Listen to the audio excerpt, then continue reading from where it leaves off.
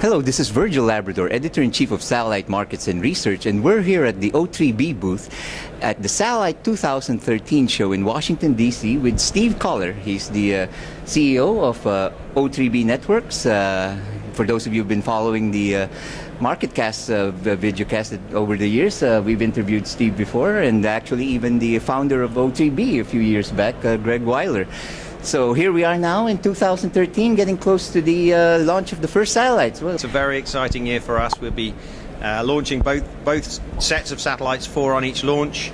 We'll be bringing our customers into service, customers who've been waiting for O3B patiently for a little while, and more customers to sign between now and launch, and then fully in service and thinking about how we grow the business from there on. Right. Who's launching it?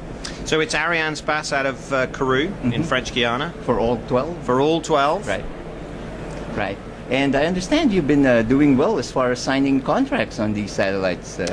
Yeah, that's been the trend more or less from the moment that we closed our financing back in late 2010. But it's certainly the case that as we've got closer to launch, that we've seen the pace continue to pick up. We now have a backlog of about $750 million worth of pre-contracted contracts, which I think is probably a record in terms of a satellite system that's yet to be launched. Right. And we expect to see that pace picking up. We see great traction in the trunking market, which was sort of our core. We've signed our first, and we think it may even be the first ever 3G backhaul network. We've not announced that yet, but we will be doing so relatively shortly. Right. We've got great traction in the enterprise business. So for us, that's oil and gas, mining, and maritime. We've closed a second beam with Royal Caribbean, so we'll be now providing service to the 2 largest cruise ships in the world. Right. And our most recent product is in the government space, and so we're looking forward to making progress and bringing the same value proposition, the lower cost, the high throughput, low latency, and total mobility, that same group of value to the government that we do to the rest of the verticals. Right. Now, just from the press releases that we've been getting, you've signed up a very diverse number of clients from the Democratic Republic of Congo, Latin America. Right. So where you see, what regions are you seeing most demand for your satellites? One of the most pleasing thing, I think, we're global the day we launch, and so one of the most pleasing things is that we've successfully sold in every region in the world, from, as you say, Latin America, through Africa, the Middle East, Asia, and the Pacific. I think right now where we see the strongest demand for our trunking capacity is in Africa and the Pacific, and where we see the strongest demand for mobile backhaul is probably Latin America and Asia. So it's a good spread. Oil and gas, obviously, you have pockets of oil and gas all over the place. The Gulf of Mexico continues to be interesting. Offshore Brazil, offshore Angola, parts of Asia are very, very strong and interesting from an oil and gas standpoint.